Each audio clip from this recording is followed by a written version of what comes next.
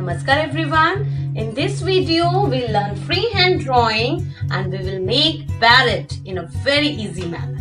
Let's get started. So, first we'll make the beak like this. Now we'll make the upper part and a curve this side. Now we'll make a round eye. Okay, like this. We make few strokes here near the neck, and now a big curve like this and a curve on the other side. Now we'll make its feathers one by one. 1, 2, 3. Okay, we can make more, but first we'll make a curve here.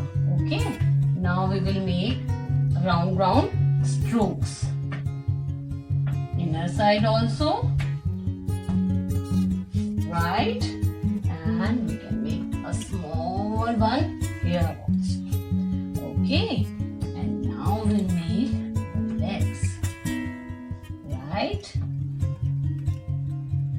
like this. So like this, and now we will make a branch on which this parrot is sitting.